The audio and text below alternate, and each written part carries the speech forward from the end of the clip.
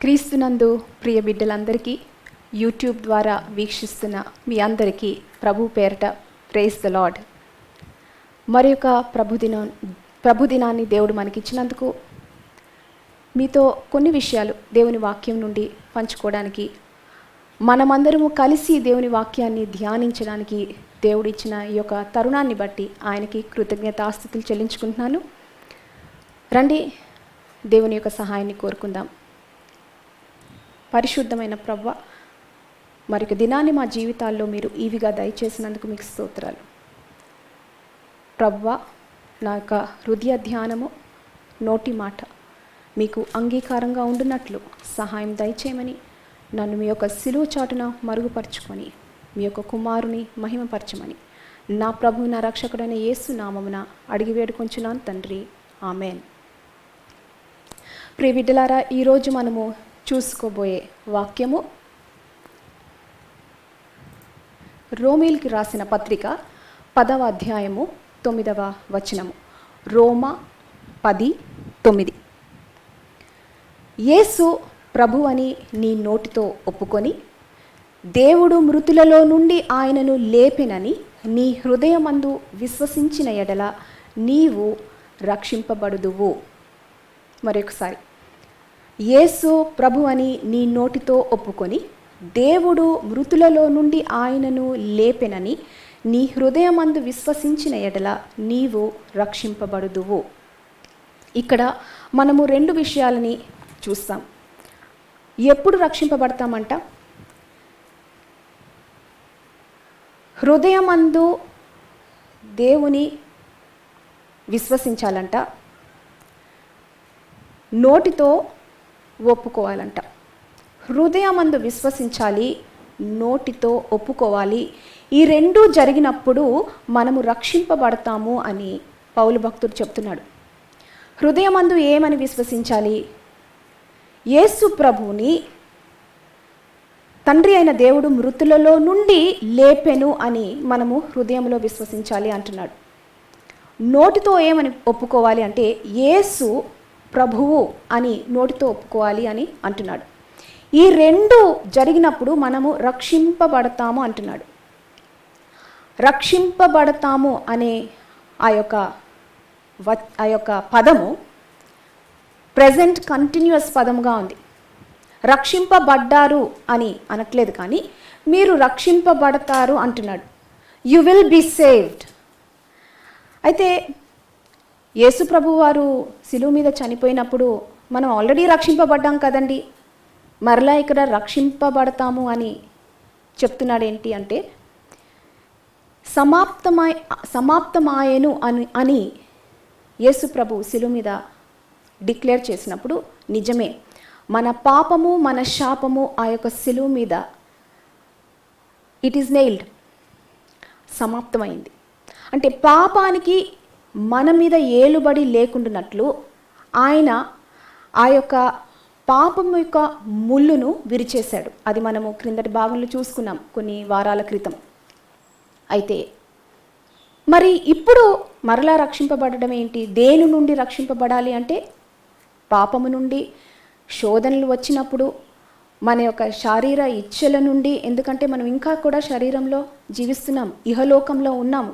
పోరాటం అనేది అనునిత్యం జరుగుతుంది. ఆ పోరాటము వచ్చినప్పుడు ఈ పాపము నుండి, శోధన నుండి మనం రక్షింపబడాలి. It is a continuous struggle. కాబట్టి ఈ రక్షింపబడడం అనేది కూడా ఇట్ ఈస్ కంటిన్యూస్, అది కొనసాగే ప్రక్రియగా ఉంది. మీకు సులువుగా అర్థం అవ్వాలంటే యేసు ప్రభు వారు మన అందరికీ కూడా గాలిలో ఆక్సిజన్ ఇచ్చాడు. ఆ యొక్క ఆక్సిజన్ అందరికీ ఆయన ఈవిగా ఇచ్చాడు కదండి. మంచి వాళ్ళని లేదు, చెడ్డ వాళ్ళని లేదు, ఆయన నమ్ముకున్న వాళ్ళని లేదు, నమ్ముకోని వాళ్ళని లేదు. గాలిలో ఉచితంగా అందరికీ ఆయన ఆక్సిజన్ ఇచ్చాడు. కానీ కొందరికి ఆ ఆక్సిజన్ ఆస్వాదించుకోవడానికి, రిసీవ్ చేసుకోవడానికి కష్టంగా ఉంటుంది. లంగ్స్ ప్రాబ్లం ఉన్న వాళ్ళకి ఎస్పెషలీ ఆక్సిజన్ అట్మాస్ఫియర్లో ఉన్నప్పటికీ శ్వాస పీల్చుకోవడానికి వారి లంగ్స్ వారికి అనుమతించట్లేదు. ఇన్ఫ్యాక్ట్ ఇప్పుడు COVID-19 ఈ యొక్క అనారోగ్య పరిస్థితి అది. లంగ్స్లో నీరు చేరినందుకు ఇంక వారు ఊపిరి పీల్చుకోవడానికి కష్టపడుతున్నారు. అలా అని దేవుడు వారికి గాలిలో ఆక్సిజన్ దయచేయలేదా? ఉంది, చుట్టూతా ఉంది, పీల్చుకునే వాళ్ళు పీల్చుకుంటున్నారు. కానీ పీల్చుకోలేక శ్రమ పడుతున్న, సిక్ అవుతున్న వాళ్ళు కూడా ఉన్నారు. అలాగే పాపాన్ని ఆయన ఆల్రెడీ జయించేశాడు. జయించే శక్తిని కూడా అందరికీ ఆయన అనుగ్రహించాడు. కాకపోతే మనము స్వీకరించే ఆ పరిస్థితిలో ఉండాలి. మనం దాన్ని రిసీవ్ చేసుకోవాలి, మనం దాన్ని ఆస్వాదించుకోవాలి. కాబట్టి ఎవరైతే యాక్టివ్గా ఆ యొక్క రక్షణను అనునిత్యము అనుక్షణము స్వీకరించే ఆ యొక్క ప్రయాణంలో ఉన్నారో వారు రక్షింపబడతారు. రైట్. అయితే ఈ యొక్క ప్రయాణంలో, ఈ యొక్క జర్నీలో 2 విషయాలు మనకి తోడ్పడతాయని అంటున్నాడు. హృదయంలో ఆయన మృతులలో నుండి లేపబడ్డాడు. He is a living God. ఆయన మరణాన్ని జయించాడు. ఆయన ఇంకా చచ్చిన దేవుడు కాదు, సజీవుడైన దేవుడని హృదయంలో విశ్వసించాలి. ఈ యొక్క విశ్వసించిన దాన్ని నోటితో కూడా ఒప్పుకోవాలి అని పౌలు భక్తుడు చెప్తున్నాడు. అయితే మనలో కొంతమందికి డౌట్ రావచ్చు, అంటే క్వశ్చన్స్ రావచ్చు. 2 అవసరమా రక్షింపబడడానికి? కొందరు ఈ రీతిగా అనుకుంటా ఉంటారు. నేను విశ్వసిస్తున్నానండి, నాకు తెలిసి విషయం, నేను హృదయం అందు దేవుని విశ్వసిస్తున్నాను, నా విశ్వాసానికి నేనే సాక్ష్యాధారిని, నాకు తెలుసు నేను విశ్వసిస్తున్నానని. అయితే నేనేంటి ప్రపంచం అంతా చెప్పుకోవాలా, నోటితో ఒప్పుకోవాలా, 10 మందికి తెలిస్తేనే నేను ఏదో విశ్వసిస్తున్నాను అన్నట్లా అని కొందరు ఈ రీతిగా అనుకుంటూ ఉంటారు. కానీ ఇక్కడ చూస్తే 2 కూడా ఈక్వల్లీ ఇంపార్టెంట్.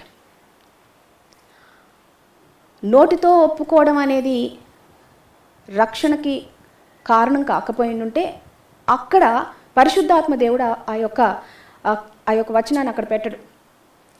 ఎందుకని ఈ 2 ఇంపార్టెంట్? ఈ 2 ఎలాగా రక్షింపబడడానికి తోడ్పడతాయి అనేది ఇవాళ ధ్యానిద్దామని. రక్షణ గురించి మనం అందరం సువార్త గురించి మనం అందరం విన్నాము. రక్షణ వాక్యం మనం అందరం విన్నాము. క్రీస్తు మన పాపాల కొరకు చనిపోయాడని, ఆయన పాతి పెట్టబడ్డాడని, మళ్ళీ తిరిగి లేచాడని, ఎందరో అపోస్తలులకి, తర్వాత ఎందరో శిష్యులకి ఆయన కనపడ్డాడు. వీళ్ళు ఐ విట్నెసెస్గా ఉన్నారు. ఇవన్నీ మనము వింటానే ఉన్నాము. మీరందరూ అనొచ్చు, ఇది పాత కథేనండి, ఇప్పటికి బోల్సార్లు వింటున్నాము, మేము విశ్వసిస్తున్నాము, మరలా ఇదే జ్ఞాపకానికి తీసుకురావడం ఏంటి అని కొంత విసుగుదల కూడా రావచ్చు. అయితే మనల్ని మనం పరీక్షించుకోవాలి. మనం నిజంగా విశ్వసిస్తున్నామా? Are we really believing it? ఒకసారి ఎఫెసీయులకి వ్రాసిన పత్రిక 2వ అధ్యాయము 4 నుండి 7 చూసుకుందామండి. ఎఫెసీ 2:4 నుండి 7. ఆయనను దేవుడు కరుణా సంపన్నుడయ్యుండి మనము మన అపరాధముల చేత చచ్చిన వారమై ఉండినప్పుడు సైతము మన ఎడల చూపిన తన మహాప్రేమ చేత మనలను క్రీస్తుతో కూడా బ్రతికించెను. కృపచేత మీరు రక్షింపబడి ఉన్నారు.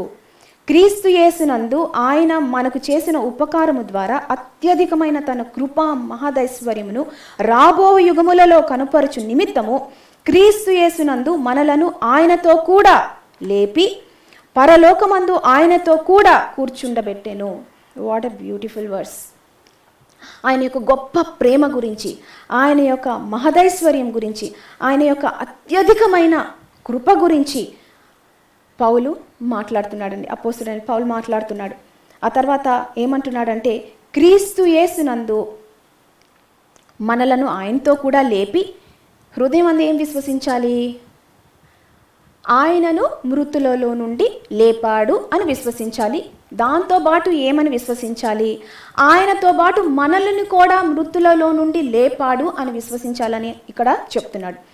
లేపి, ఇప్పుడు మనం మరి ఆయనతో పాటు లేపబడిన వారము ఎక్కడున్నామంట?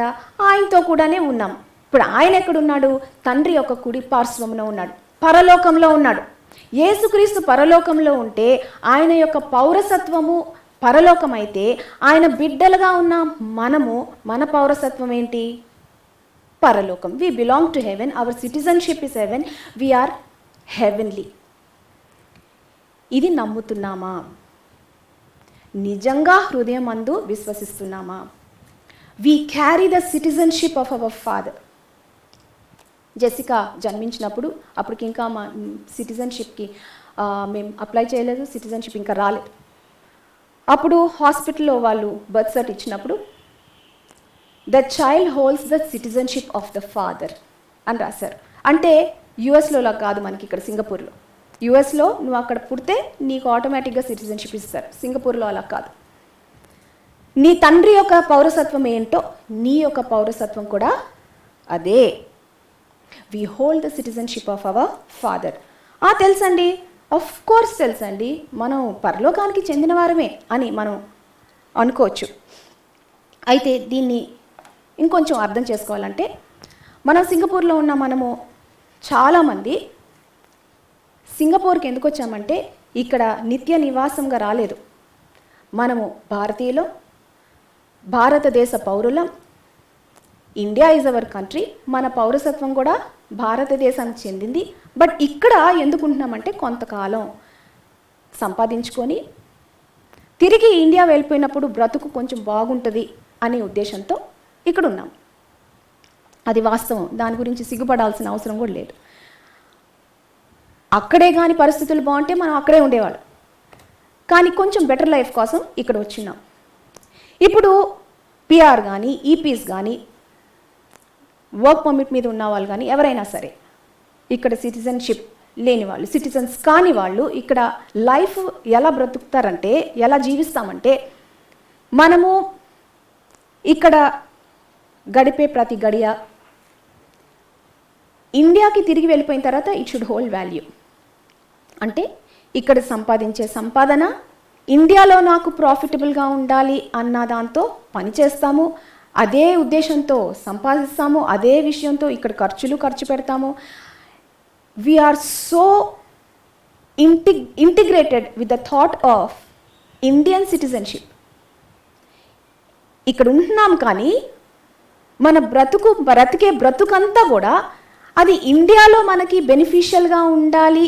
ఒకరోజు మనం తిరిగి వెళ్ళిపోతాము. తిరిగి వెళ్ళినప్పుడు మనం ఇక్కడ జీవించిన జీవితము ఇండియాలో బెనిఫిషియల్గా ఉండాలి అన్నట్టు జీవిస్తాం. ఇది మనకు బాగా అర్థమవుతుంది. మరి స్పిరిచువల్గా చూసుకుంటే మనము పరలోకానికి చెందిన వారమైతే ఇక్కడ మనం జీవించే జీవితం ఎలా ఉండాలి? మన అందరికీ తెలుసు. ఇక్కడ కొద్ది గడియలు మట్టుకే మనం జీవించడానికి వచ్చాం. ఈ యొక్క భూలోకం అనేది మన పర్మనెంట్ అబోర్డ్ కాదు. మనం శాశ్వతంగా ఇక్కడ జీవించడానికి ఏమి ఇక్కడ లేవు. మన తండ్రి పరలోకంలో ఉన్నాడు, మనం కూడా పరలోకానికి చెందిన వారం అయితే మనం ఇక్కడ జీవించే జీవితము హెవెన్లో ఇన్వెస్ట్మెంట్ లాగా ఉండాలి అని ప్రభువే చెప్పాడు. ఇప్పుడు మన సబ్జెక్ట్ అది కాదు, కానీ కొద్దిగా నేను దీన్ని టచ్ చేస్తున్నా. Invest in heaven. మీ ట్రెజర్, మీ సొమ్ము, మీ సంపద అంతా కూడా మీరు పరలోకంలో ఇన్వెస్ట్ చేసేలాగా ఇక్కడ బ్రతకండి అంటున్నాడు. వి హార్డ్లీ లివ్ లైక్ దట్. మనకి ఆశలు, మన కోరికలు అందాక ఎందుకండి? మన ప్రేయర్ లిస్ట్ చూస్తే, ప్రేయర్ లిస్ట్ అని ఎందుకంటున్నానంటే మోస్ట్లీ ఒక లిస్ట్ చదివేస్తాం. మన ప్రార్థనలు కానీ మనం చూస్తే అందులో చూడండి ఎన్ని అంశాలు హెవెన్లీగా ఉన్నాయి, ఎన్ని అంశాలు ఎర్త్లీ ఉన్నాయి. ఎన్ని అంశాలు పరలోకంలో, నేను దీన్ని దేవుని నుండి కోరుకుంటే ఇది పరలోకంలో కూడా నాకు శాశ్వతంగా ఉండేది. ఇది ఇహలోకానికే కాదు, ఇది పెరిషబుల్ కాదు, ఇది ఇంపెరిషబుల్, శాశ్వతంగా ఉండిపోయేది. నేను ఈ శరీరాన్ని విడిచి దేవుని దగ్గరికి పరలోకానికి వెళ్ళిన తర్వాత కూడా ఇది నాతో నిత్యత్వం వరకు ఉండేది. ఈ యొక్క ప్రేయర్ రిక్వెస్ట్ అనేవి ఎన్నున్నాయి మనం ఒకసారి మన ప్రార్థన చూసుకుంటే అర్థమవుతుంది. హృదయమందు నిజంగా విశ్వసిస్తున్నామా? మృతులలో నుండి లేపబడ్డాడు ఆయన. నా దేవుడు చచ్చిన దేవుడు కాదు, సజీవంగా పరలోకంలో ఉన్నాడని నిజంగా హృదయంలో విశ్వసిస్తున్నామా?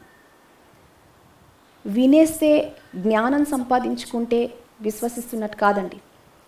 చాలామంది ఏమనుకుంటామంటే మనము వినే కొలది మనం ఆల్రెడీ విశ్వసిస్తున్నాం అనుకుంటున్నాం. వినికిడి వేరు, విశ్వాసం వేరు అని దేవుని వాక్యం చెప్తుంది. ఒకసారి ఏమైందంటే ఇశ్రాయేలు ఆ యొక్క సన్నివేశంలో వాళ్ళు ఐగుప్తు నుంచి రక్షింపబడ్డారు. They were redeemed from Egypt.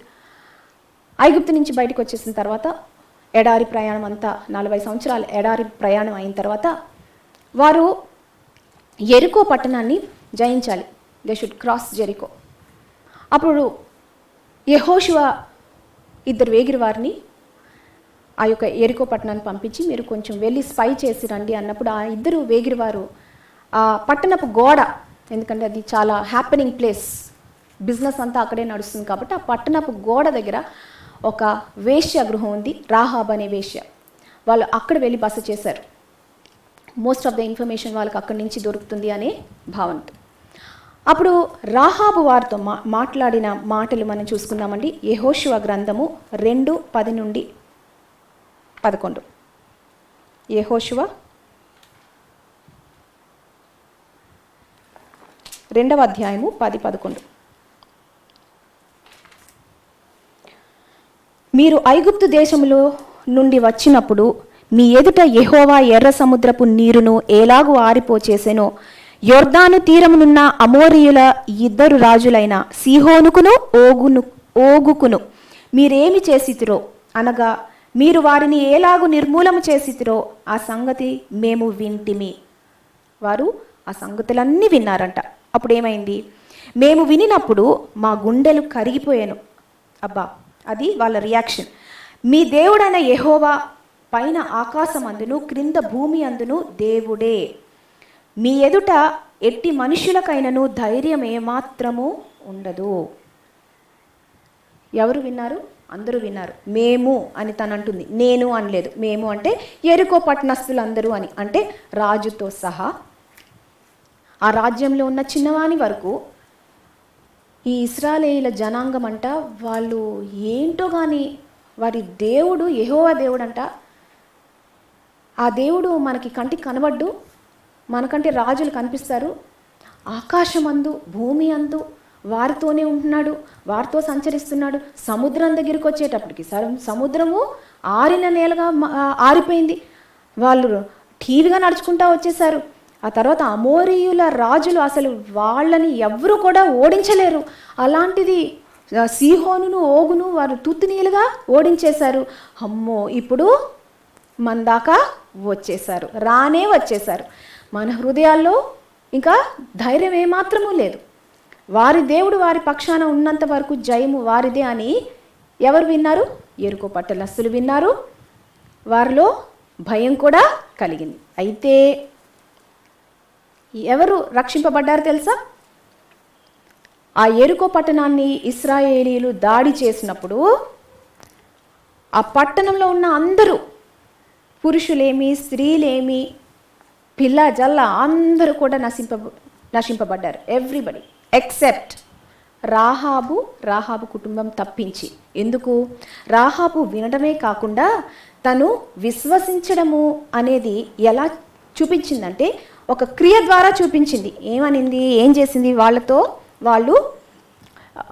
ఏం చెప్పిందంటే, అయ్యలారా, మీరు దాడి చేయడం ఖచ్చితం. మీరు దాడి చేస్తే మీ యొక్క జయము మా యొక్క ఓటమి కూడా ఖచ్చితం.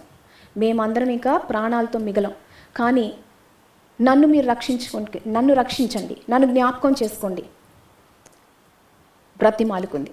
అప్పుడు ఆ వేగిరి వారు ఏమన్నారంటే, సరే మరి నీ యొక్క గృహాన్ని మేము ఐడెంటిఫై చేయడానికి నువ్వు ఒక ఎర్రని దారము నీ యొక్క కిటికీ నుండి వదిలేయమ్మా, అప్పుడు ఇది నీ గృహం అని మేము ఐడెంటిఫై చేయగలిగి నిన్ను నీ ఇంటి వారిని మేము రక్షించగలుగుతామన్నప్పుడు తనొక ఎర్ర దారము తన అక్కడ కట్టినందుకు ఆ యొక్క పట్టణాన్ని వారు దాడి చేసినప్పుడు పట్టణం అంతా కూడా కూలబడిపోయింది. ఇన్ఫ్యాక్ట్ ఆ యొక్క ఎంట్రన్స్లో ఉన్న ఆ యొక్క గోడ మీద ఉన్న తన ఇల్లు మటుకు అలా నిలిచింది, మిగతా గోడంతా కూలిపోయింది అనేసి చెప్తారు. మరి అది దేవుని యొక్క మిరకల్. గోడంతా అలా కూలిపోయి తన యొక్క గృహాన్ని మటుకు అలాగా సంరక్షించి మరి తన యొక్క ఇంటి వారిని వేగిరి వారు రక్షించేదానికి అనుకూలపరిచిన దేవుని యొక్క గొప్ప మిరకల్. అయితే చెప్పబోయేది ఏంటంటే, విశ్వాసం ఉన్న ఆ రాహాబు కార్య రూపంగా దాన్ని రుజుపరుచుకుంది. విన్నామా, ఓకే, అలాగా అండమా కాదు. విన్నదానికి ప్రాపర్ రెస్పాన్స్, ఏమి స్టెప్ తీసుకుంది అనేది ఇంపార్టెంట్. ఎప్పుడైనా సరే జ్ఞాపకం ఉంచుకోండి, విశ్వాసం అనేది it will always lead to some action. క్రియారూపకంగా అది రుజుపరుచుకుంటుంది. మనం అనారోగ్య పాలయ్యామనుకోండి, డాక్టర్ దగ్గరికి వెళ్తాము. డాక్టర్ గారు మన సిమ్టమ్స్ బట్టి ఆయన మెడిసిన్ ఇస్తారు. మెడిసిన్ తెచ్చుకుంటామండి, మన ఇంటికి తెచ్చుకున్న తర్వాత షెల్ఫ్లో పెట్టుకుంటాము. ఆ మెడిసిన్ ఎప్పుడు తీసుకుంటాం తెలుసా? డాక్టరు మంచి డాక్టరే, ఆయన పేరుగాంచిన ఆయనే మంచిగానే వైద్యం చేస్తాడని డాక్టర్ మీద నమ్మకం ఉండాలి.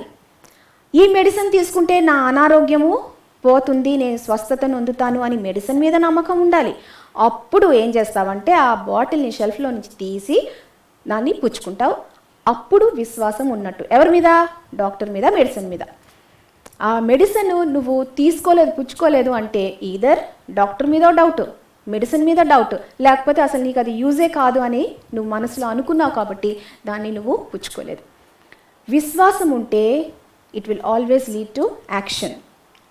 ఈ విషయాన్నే యాకోబు పత్రికలో యాకోబు భక్తుడు చెప్తున్నాడు. యాకోబు 2:24 నుండి 26.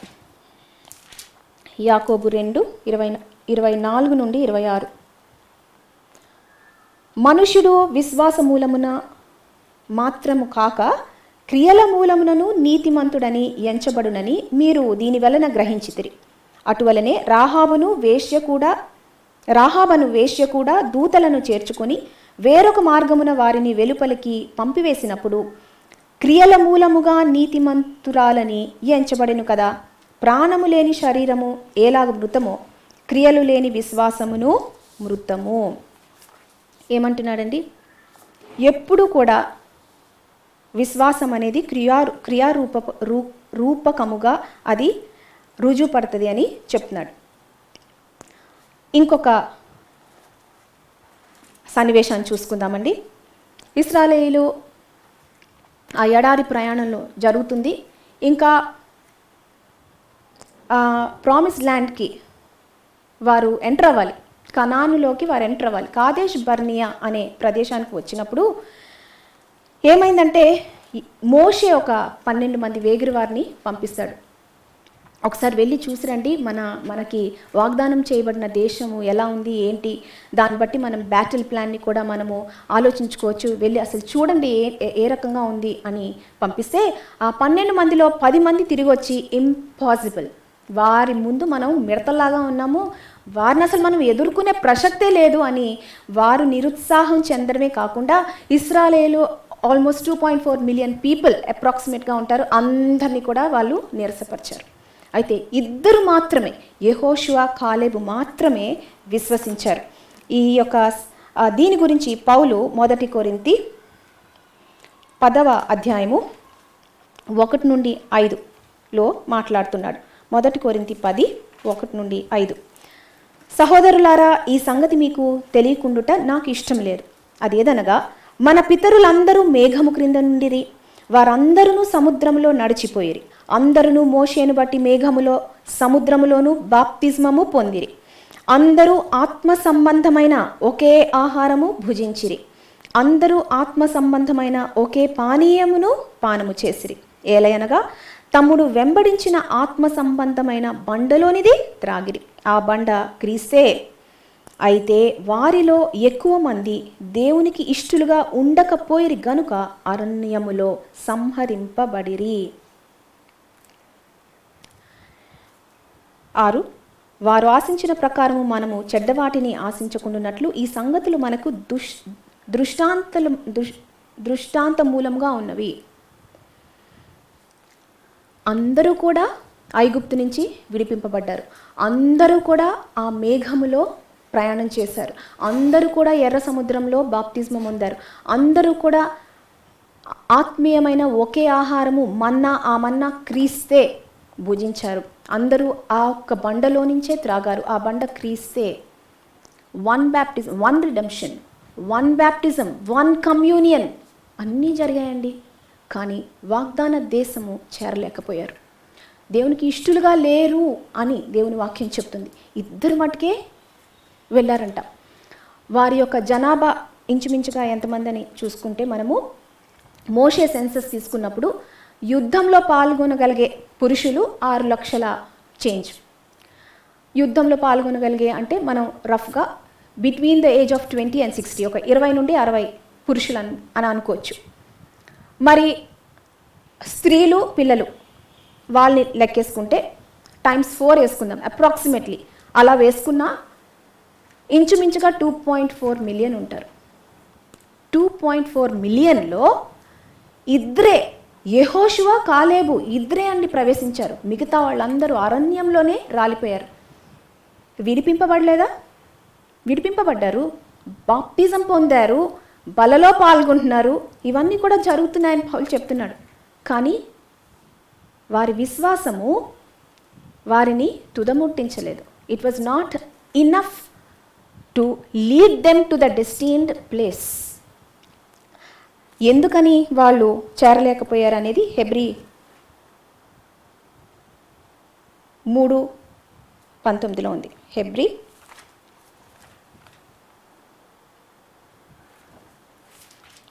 3:19.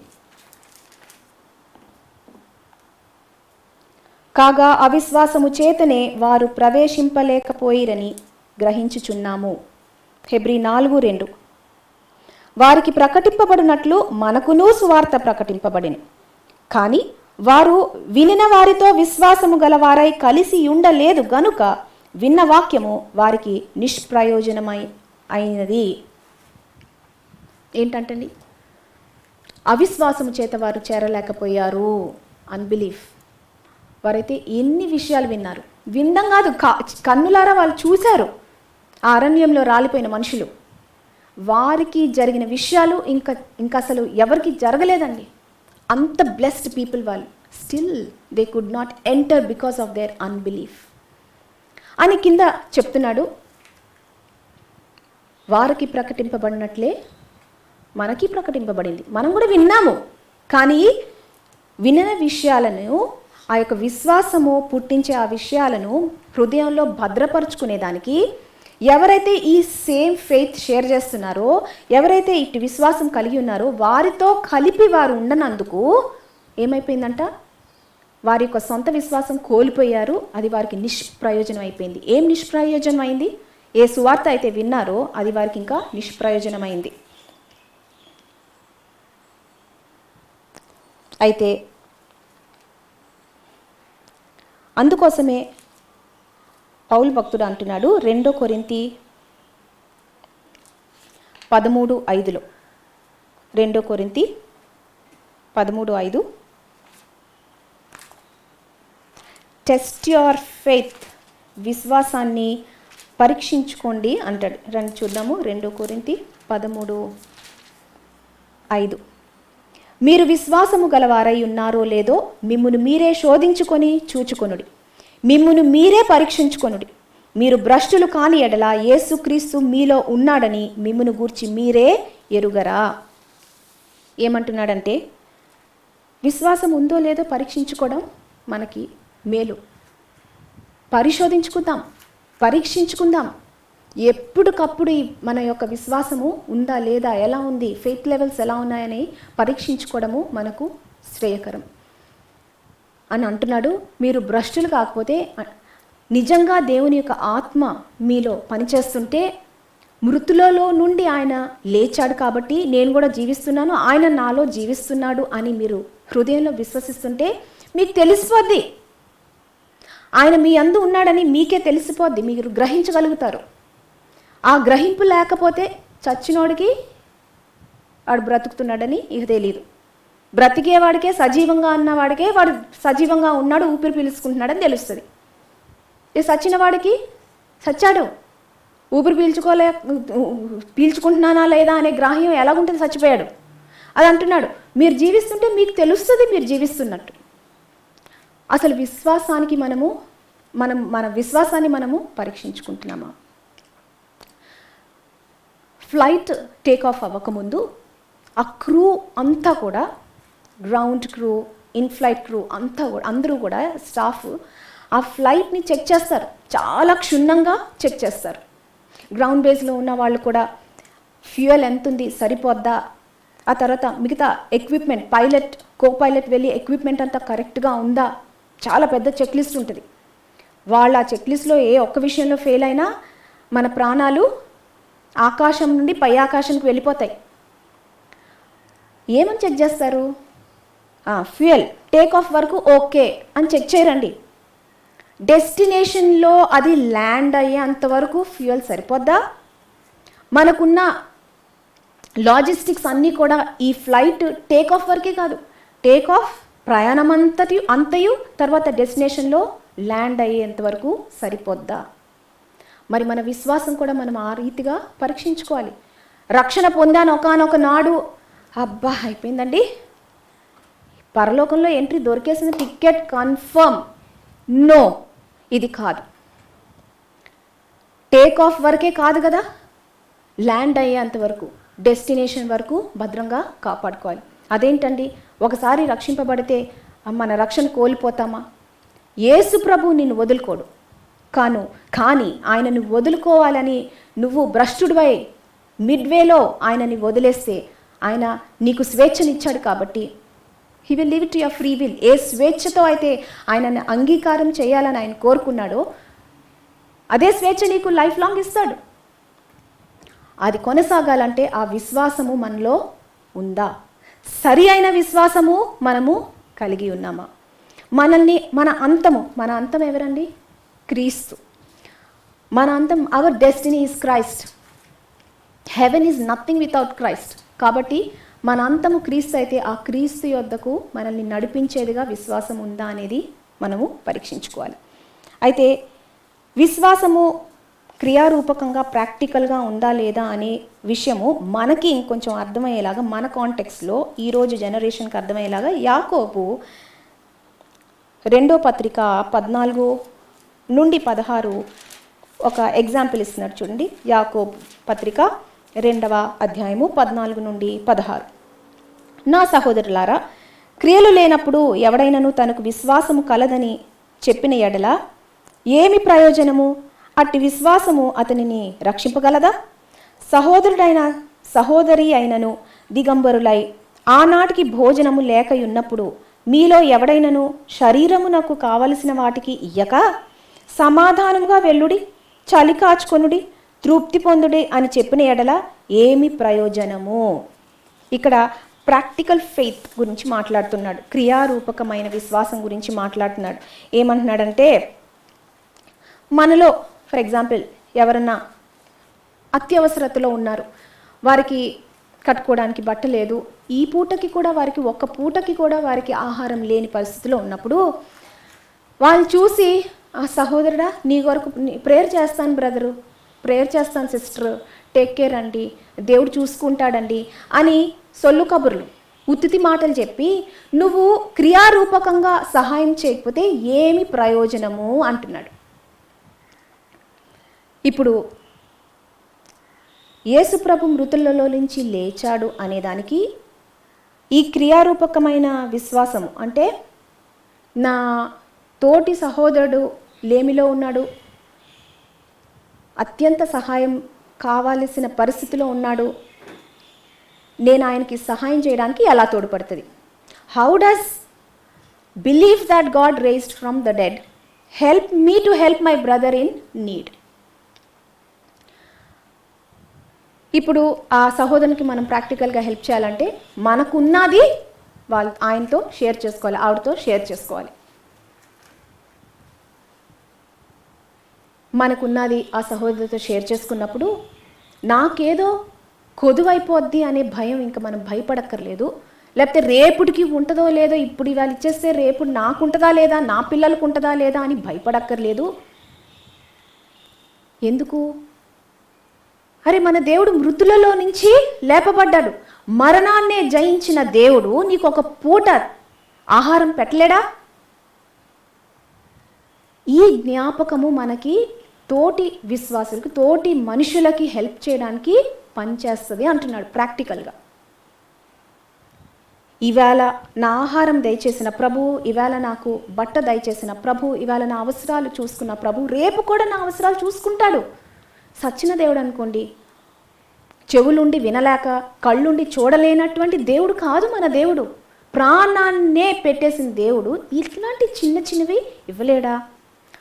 మరణాన్ని జయించడం అనేది ఇంకా అది దేవుడికి తప్ప ఇంకెవరికి కూడా సంభవం కాదు. అది చేసి నిరూపించాడు మనకి. ఆయన దేవుడు అని నమ్మడానికి ఇంకా దీనికి మించిన సాక్ష్యాధారం మనకి లేదు. ఇక ఇది తెలుసుకొని బ్లైండ్ ఫెయిత్ ఏం కాదు కదా, ఫ్యాక్ట్స్ ఉన్నాయి మనకి. దీన్ని బట్టి మనం విశ్వాసం కలిగి ఉన్నామని చెప్పుకున్నప్పుడు క్రియారూపకంగా ఎందుకు ప్రదర్శించలేకపోతున్నాము అని యాకోబు చెప్తున్నాడు. అయితే ఇది ఇప్పటి వరకు ఫస్ట్ పార్ట్ చూసుకున్నాం, హృదయంతో నమ్మడం అనేది చూసుకున్నాం. సెకండ్ పార్ట్, యేసు ప్రభు అని నోటితో ఒప్పుకోవాలి అంటున్నాడు. యేసు ప్రభు అని నోటితో ఒప్పుకోవాలి. నోటితో ఒప్పుకోవడం అంటే యేసునా ప్రభు, యేసునా ప్రభు, యేసునా, ఇది యేసునామ జపం కాదు. ఈ మధ్యన కొందరు క్రైస్తవులు 1000 నామాల బుక్, 1000 నామాల స్తోత్రాల సంథింగ్ ఏదో, ఇది 100 నామాల జపము, 1000 నామాల జపం కాదు. అవివేకులు, ఆత్మలేని వారు అలాంటి పనులు చేస్తారు. జీవం కలిగిన మనకి అలాంటి మృతుమైన పనులతో ఏంటి? మరి ఈ నోటితో ఒప్పుకోవడం అనేది ఏంటి అంటే, ఏదో నోటితో ఉచ్చరించడమే కాదు. నోటితో ఉచ్చరించడం ఒకటి, it is definitely important.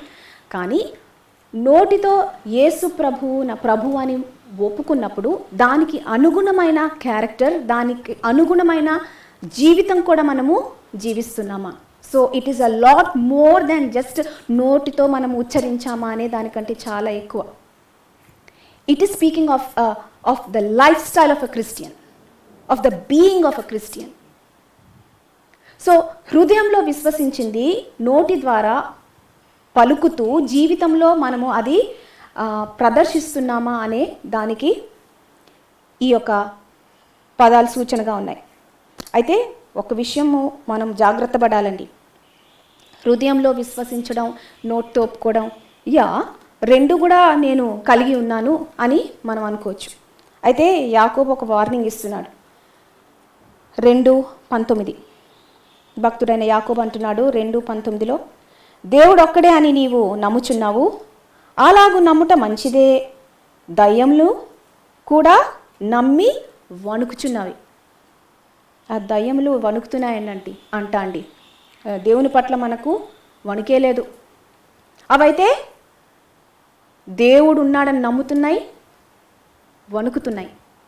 Mark 1:24.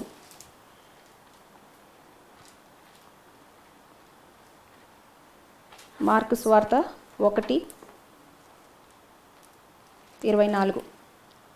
అక్కడ దయ్యం పట్టినవాడు ఒకడు యేసుక్రీస్తుని ఎదురుపడి ఏం మాట్లాడుతుంది ఆ దయ్యం? వాడు నజరేయుడవగు యేసు, మాతో నీకేమి? మమ్ము నశింపచేయుటకు వచ్చితివా? నీవెవడివో నాకు తెలియను, నీవు దేవుని పరిశుద్ధుడవని కేకలు వేసెను.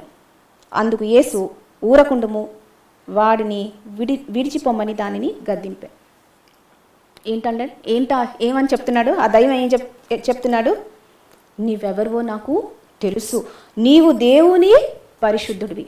So they also know, they believe. అవి నమ్ముతున్నాయి కాబట్టే యేసు ప్రభు యొక్క పనులన్నింటినీ ఆటంకపరుస్తున్నాయి. మరి దయ్యాలు కూడా నమ్ముతున్నాయి. Okay, all right. నోటితో ఒప్పుకుందిగా, ఇక్కడ ఈ దయ్యం నోటితో ఒప్పుకుందిగా. నువ్వు పరిశుద్ధమైన దేవుడు అనగానే షటప్ అన్నాడు దేవుడు. నోర్మోయి, ఊరుకుండు. నీ నోట్లో నుంచి నా గురించిన సాక్ష్యం, నీ నోట్లో నుంచి I don't want to listen. ఇప్పుడు హృదయం అందు నమ్మిక, నోట్లో నుంచి ఉచ్చరించింది కూడా దయ్యాలు కూడా చేస్తుంటే there should be some difference between demonic faith and a saving faith. దయ్యాలకి కలిగిన విశ్వాసానికి, రక్షింపబడే విశ్వాసానికి వ్యత్యాసం ఉండాలి కదా. ఆ వ్యత్యాసం ఏంటి అంటే, యేసుని మొదటి కొరింథీ 12:3 చూసుకుందాము. మొదటిగా 1 కొరింథీ 12:3.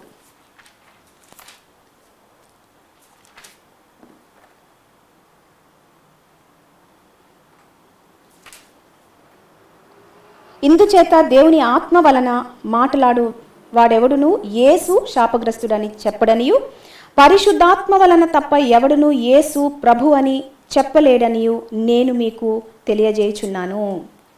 ఒకవేళ ఎవరైనా యేసు ప్రభువు అని ఒప్పుకుంటే గనక పరిశుద్ధాత్మ వలనే ఆ మాటలు పలుకగలుగుతున్నాడు.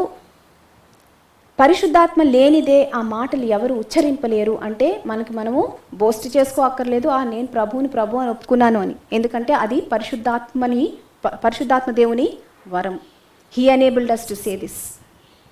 ఇప్పుడు దయ్యాలకి మనకి వ్యత్యాసం ఏంటంటే, దయ్యాలు యేసు ప్రభు దేవుడని ఒప్పుకుంటాయి, కానీ ప్రభు అని ఒప్పుకోవు. నువ్వు దేవుడు అని మాకు తెలుసు, కానీ ప్రభువుగా నిన్ను మేము స్వీకరించలేము. ఎందుకు? దేవుడికి ప్రభువుకి చాలా తేడా ఉంది. ప్రభువు అని ఎవరు చెప్పగలుగుతారు? Who can say Lord? Who can call someone as Lord? ప్రభు అని ఎవరినన్నా ఎవరు పిలవగలుగుతారు? ఒక దాసుడు మాత్రమే ఎవరినైనా ప్రభు అని పిలవగలుగుతారు. ప్రభువు, మాస్టర్, అధిపతి అంటే ఆయన ఆధిపత్యం కిందకి రావడానికి నేను ఇష్టపడుతున్నాను, ఆయన యొక్క రాజరికాన్ని నేను ఒప్పుకుంటున్నాను, ఆయన నా పైన ఒక అథారిటీ, ఆధిక్యత, అధికారము కలిగి ఉండేదానికి నేను ఒప్పుకుంటున్నాను అని ఎవరైతే ఆ విల్ఫుల్ సబ్మిషన్ చూపిస్తారో వారు మట్టుకే యేసు ప్రభుని ప్రభువు అని ఒప్పుకుంటారంట. పరిశుద్ధాత్మ వలన ఒప్పుకుంటారు. దయ్యాలు మీరు ఎక్కడన్నా చూడండి యేసు ప్రభుని ప్రభు అని ఒప్పుకో. సో అది వ్యత్యాసం. That is a saving faith.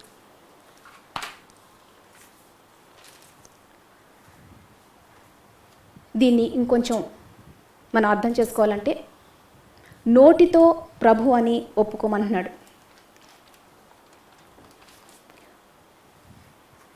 నా ప్రభు అని ఒప్పుకోవాలి. ఎవరి ప్రభువు? నా ప్రభువు. అంటే నేను టోటల్గా ఆయనకి సరెండర్ అయిపోయాడు. ఇప్పుడు ఆయన నాకు యజమాని, నేను ఆయనకి దాసుడిని, దాసురాలిని. చాలామందికి ఈ దాస్యము అనే వర్డే నచ్చదండి. వీఆర్ ఫ్రీ, స్లేవరీ అంటున్నావేంటి, దాస్యత్వం అంటున్నావేంటి, నో మోర్ అంటారు. ఈ దాస్యత్వం యొక్క మీనింగ్ అర్థమైతే వాళ్ళు ఇలాగా తల్లడిల్లిపోరు.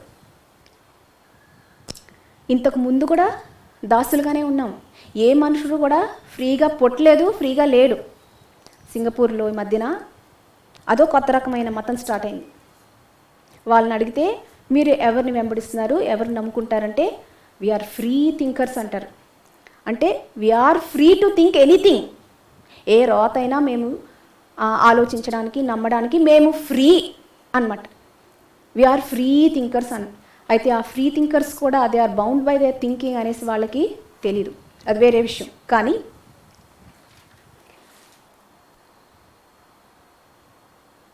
రోమీలకు రాసిన పత్రిక, రోమా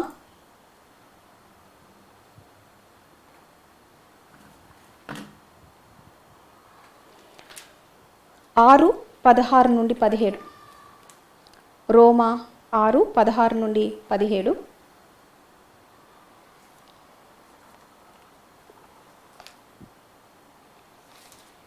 ఒకసారి చదువుకుందాం. రోమా 6:16-17. లోబడుటకు దేనికి మిమ్మును మీరు దాసులుగా అప్పగించుకొందురో అది చావు నిమిత్తముగా పాపమునకే గాని, నీతి నిమిత్తముగా విధేయతకే గాని దేనికి మీరు లోబడుదురో దానికే దాసులు అగుదురని మీరు ఎరుగరా? మీరు పాపమునకు దాసులై ఉంటిరి, కానీ ఏ ఉపదేశ క్రమమునకు మీరు అప్పగింపబడితిరో దానికి హృదయపూర్వకముగా లోబడిన వారై పాపము నుండి విమోచింపబడి నీతికి దాసులైతిరి. ఇందుకు దేవునికి స్తోత్రము. ఏమంటున్నాడు? There is nothing called free. మీరు ఇంతకు ముందు కూడా దాసులుగానే, మనమందరం కూడా ఇంతకు ముందు కూడా దాసులుగానే ఉన్నాము. ఆ దాస్యత్వం దేనికి లోబడే వాళ్ళము? ఫ్రీగా దేనికి లోబడేవారం అంటే పాపానికి లోబడేవారము. ఆ యొక్క పాపము తుదికి మనల్ని నాశనం చేసేదిగా ఉంది. It leads us to destruction. అయితే ఇప్పుడు ఎవరైతే హృదయమందు యేసు ప్రభు మృతులలో నుంచి లేచాడు, నేను కూడా లేపబడ్డాను అని విశ్వసిస్తున్నారో, ఆ పాపం అనే దాస్యత్వం నుండి, సాతాను యొక్క బంధకాల నుండి ఇప్పుడు ఎవరికి దాసులమయ్యామంట? నీతికి దాసులమయ్యామంట. నీతికి దాసులం అంటే ఇప్పుడు ఫ్రీగా మనము నీతి కొరకు మనల్ని మనము అప్పగించుకుంటామంటే హౌ బ్యూటిఫుల్. దేవుడు నీతిమంతుడైతే, న్యాయవంతుడైతే, ఆయన మంచివాడైతే, చెడు లేనివాడైతే, ఉన్నతమైన తలంపులు గలవాడైతే, మరణాన్ని జయించిన వాడైతే, ఆయన యొక్క అథారిటీ కిందకి రావడానికి మనకు నొప్పేంటి? ఆయనకి ఫ్రీగా మనము సబ్మిట్ చేసుకోవడానికి మనకి బాధ ఏంటి? అట్టి దాస్యత్వము మనకి మేలే కదా, మంచిదే కదా. 2 విషయాలు. హృదయంలో విశ్వసించాలి, మృతులలో నుండి ఆయన లేపబడ్డాడని, ఆయన సజీవుడిగా ఉన్నాడని. నోటితో ఒప్పుకోవాలి. ఏమని ఒప్పుకోవాలి? యేసు ప్రభు అని ఒప్పుకోవాలి. Let us personalize it. యేసు నా ప్రభు, I am his slave, he is my Lord అని ఒప్పుకోవాలి. అప్పుడు రక్షింపబడతాము. ఓ పలానా పురుషుడు నా భర్త అని ఎవరు చెప్పగలుగుతారండి? చట్టరీత్యా ఆయనకి వివాహము చేయబడిన స్త్రీ మాత్రమే ఆయన నా భర్త అని నోటితో చెప్పగలుగుతుంది. యేసు ప్రభువు నా ప్రభువు అని ఎవరు చెప్పగలుగుతారంటే, హృదయంలో ఆయనని ఎవరైతే స్వీకరించారో, ఎందరెందరైతే ఆయనను అంగీకరించారో, ఆయన నాలో నివసిస్తున్నాడు అని నమ్ముతున్నారో వారు మాత్రమే పరిశుద్ధాత్మ సహాయము వలన యేసుక్రీస్తు నా ప్రభు అని చెప్పగలుగుతారంట. లాస్ట్, ఈ 2 రక్షణకి ఆధారంగా ఎలాగున్నాయి? How are these 2 helping me live a saved life? ఒక చిన్న ఎగ్జాంపుల్. ఫర్ ఎగ్జాంపుల్, మనం వర్క్ ప్లేస్లో నేను క్రీస్తుని వెంబడిస్తున్నానని చెప్పుకున్నాం అనుకోండి. మన కలీగ్స్ కానీ, మన బాస్ కానీ మన నుండి ఒక standard of NITI, righteousness expect చేస్తారు. ఎందుకంటే యేసుక్రీస్తు నీతిమంతుడని జగమెరిగిన సత్యం. ఆయనలో ఇప్పటి వరకు ఎవరు కూడా పాపాన్ని రుజుపరచలేరు. ఓ యేసుక్రీస్తు శిష్యులా వీళ్ళు అంటే, లోకమంతా ఒక రీతిగా ఉన్న వీరు మటుకు వ్యత్యాసంగా ఉంటారు. These are different people following a different leader, a righteous God. అలాంటప్పుడు ఒకవేళ శోధనలు వచ్చాయనుకోండి, వర్క్ ప్లేస్లో లంచం ఫ్రీగా దొరుకుతుంది అన్ని టేబుల్స్ దగ్గర. అరే, ఇది నేను వద్దనుకుంటే కూడా వచ్చేస్తుంది. ఇది నేనేం అడగలేదు, ఎవరిని అడగలేదు, కానీ వచ్చేస్తుంది. తీసుకోవడంలో తప్పేంటి? అయినా ఇప్పుడు వద్దంటే దానికి కూడా పెద్ద అదో సమస్య. కాబట్టి కామ్గా ఉండడం బెటర్ అని ఒకవేళ శోధన కలిగింది అనుకోండి, అప్పుడు మిగతా వాళ్ళు, వర్క్ ప్లేస్ వాళ్ళు చెప్పుకుంటారు, నీకు తెలుసా అందరూ లంచాలు తీసుకుంటారు, కానీ ఆ సో మిస్టర్ జాన్ ఉన్నారు చూడండి, ఆయన తీసుకోడండి. ఆయన standard of living, I'm speaking of righteous character. Standard of living అంటే ఆయన క్యారెక్టరే వేరు, ఆయన నీతి వేరు. ఎవరు తీసుకున్నా ఆయన తీసుకోడండి అని వాళ్ళు చెప్పుకునే మాటలు నేను చెవిన పడినప్పుడు it will help you, it will save you from that sin. ఆ టెంప్టేషన్ నుండి, ఆ శోధనలో పడిపోకుండా, ఆ లంచం తీసుకోవాలి, ఆ పాపపు సొమ్ము నేను చేతులతో పుచ్చుకోవాలి అనే ఆ శోధనలో పడిపోకుండా, నువ్వు ఆల్రెడీ అక్కడ సాక్షిగా ప్రకటన చేసుకున్నావు కాబట్టి, దేవుని బిడ్డగా ప్రకటన చేసుకున్నావు కాబట్టి, నిన్ను పాపంలో పడకుండా నీ యొక్క కన్ఫెషన్ సహాయపడు. మన సహోదరులకు అర్థం అవ్వాలంటే, మనం ఎంప్లాయర్స్ దగ్గర పనిచేసినప్పుడు, గృహాల్లో పనిచేసినప్పుడు, ఒకవేళ మీ ఎంప్లాయర్ ఏదైనా పని చెప్పినప్పుడు మీకు ఆవిడ ఒక స్టాండర్డ్ ఆఫ్ పని ఎక్స్పెక్ట్ చేస్తారు కదా. దేవుని బిడ్డ అని చెప్పుకుంటుంది ఈ సహోదరి. ఎవరు ఎలా ఉన్నా సరే ఈ సహోదరి మటుకు నాకు అబద్ధాలు చెప్పదు. ఈ సహోదరి, ఈ మేరీ మటుకు అబద్ధాలు చెప్పదు. ఈ మేరీ మటుకు తప్పుత్రోవ పట్టదు. చాలా నమ్మకస్తురాలుగా ఉంటుంది, ఎందుకంటే యేసుని వెంబడిస్తుంది కాబట్టి. ఈ మరియమ్మ మటుకు బద్ధకంగా ఉండదు అని ఒకవేళ ఆ ఎంప్లాయర్ అటువంటి నమ్మకం మీ పైన కలిగి ఉన్నారనుకోండి, అప్పుడు యేసు ప్రభు నీ దేవుడు అని చెప్పుకున్న నువ్వు దాన్ని బట్టి ఒకవేళ శోధన కలిగినప్పటికీ, చూడట్లేదు కదా ఎంప్లాయరు, ఎవరికి తెలుసు, నేను ఇవాళ ఇల్లు తుడిసానో లేదో ఎవరికి తెలుసు, మాప్ చేశానో లేదో ఎవరికి తెలుసు, ఆవిడ ఇంత క్లీన్గా అంత క్లీన్గా ఉంచమంటది ఇల్లు, ఇప్పుడు నాకేమో చేత కావట్లేదు కాబట్టి, ఆవిడ చూడట్లేదు కాబట్టి మానేసేద్దాం, ఎవరికి తెలుసు అని అటువంటి శోధనలో, ఆవిడని మోసపురిచే శోధనలో పడకుండా, యేసుక్రీస్తు సజీవుడుగా ఉన్నాడు, ఆయన చూచే దేవుడు, నాకు శక్తి లేకపోతే బలాన్ని ఇచ్చే దేవుడు, ఆయన సమర్థుడు, మరణాన్నే జయించిన దేవుడు బలహీనతలో బలం దయచేయలేడా? అంత నిశ్చేష్టమైన దేవుణ్ణి నమ్మట్లేదు కదా మనం. అది మనకి బలాన్ని ఇచ్చి మనము పాపం అనే ఆ శోధనలోనికి జారిపోకుండా సహాయం చేస్తుంది. ఆర్ ఒకప్పుడు నిజంగానే అప్పుడు మనకి నిజంగానే నీరసంగా ఉండి చేయలేకపోతే ఎంప్లాయర్ దగ్గర వెళ్ళి ఉన్నది ఉన్నట్టు సత్యం పలికి, మేడం ఇవాళ నాకు కొంచెం బాగాలేదండి, నేను ఈ పని డెఫినెట్గా రేపు పూర్తి చేస్తాను అని మోసం చేయకుండా ఉన్నది ఉన్నట్టు వాళ్ళు చెప్పుకొని ఒక నీతికరమైన జీవితం జీవించడానికి సహాయపడుతుంది. సో చిన్న ఎగ్జాంపుల్ ఎందుకు ఇచ్చానంటే రోజువారీగా మనల్ని పాపం నుండి, శోధన నుండి ఎలాగా ఈ రెండు విషయాలు రక్షింపబడడానికి సహాయపడతాయనేది అర్థం చేసుకోవడానికి. ఫైనలీ ఇంకా ముగింపుకు వచ్చేసాము. లూకా సువార్త 6:45. లూకా 6:45లో ఈ రీతిగా ఉంది. యేసు ప్రభు వారు చెప్తున్నారు, చక్కని మాట, అది అండర్లైన్ చేసుకోండి. సజ్జనుడు తన హృదయమును మంచి ధననిధిలో నుండి సద్విషయములను బయటకు తెచ్చును. దుర్జనుడు చెడ్డ ధననిధిలో నుండి దుర్విషయములను బయటికి తెచ్చును. హృదయము నిండి యుండు దాన్ని బట్టి ఒకని నోరు మాట్లాడును. ఇక్కడ హార్ట్కి మౌత్కి ఉన్న కనెక్షను యేసు ప్రభు గారు చెప్తున్నారు. అనుకున్నాం కదా ప్రారంభంలో, శరీరంలో ఉన్న రెండు అవయవములు హార్ట్ అండ్ మౌత్ కనెక్షన్ ఏంటి?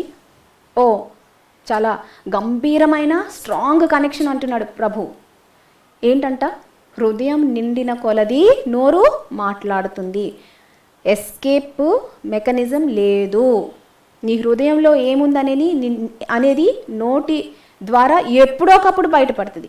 నువ్వు ఒకవేళ కప్పించుకోవాలని ఉత్తుతి మాటలు పైకి మాట్లాడినా అది ఏదో టైంలో ఓవర్ఫ్లో అయినప్పుడు, హార్ట్ ఓవర్ఫ్లో అయినప్పుడు మౌత్ కూడా ఓవర్ఫ్లో అయిపోద్ది. ఇప్పుడు హృదయం నిండా యేసు ప్రభు సజీవుడైన దేవుడు మరణం నుంచి జయించి లేచాడు అని కానీ మనం విశ్వసించామనుకో, if our heart is full of that belief, నోటి ద్వారా పలుకు అని ఎవరు పుష్ చేయక్కర్లేదు వెనక నుండి. ఆ నోరు ఆటోమేటిక్గా మాట్లాడుద్దంట. ఆ జీవితం ఆటోమేటిక్గా ఆ రకంగా జీవిస్తామంట. హృదయంలో మనం నమ్మినది ఒక ఇంజన్గా మారిపోద్ది. మన నోరు పలకడానికి, మన జీవితము ఆ విధంగా మరల్చబడడానికి.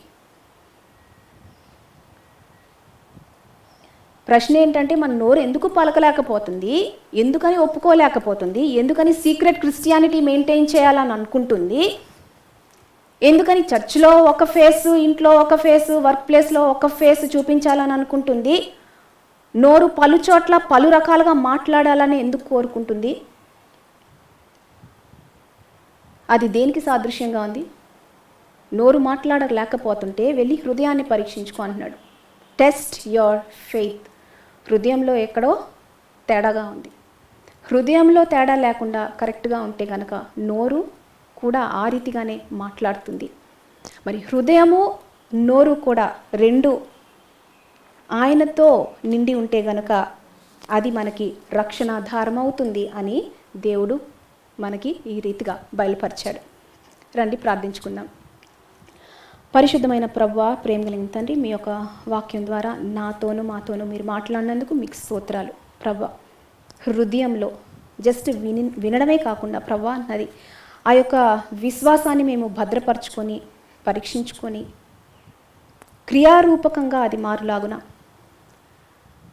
హృదయం నిండా మీరే ఉండి ప్రభువా, మా నోరు కూడా ప్రభువా మీ యొక్క పునరుద్ధాన శక్తిని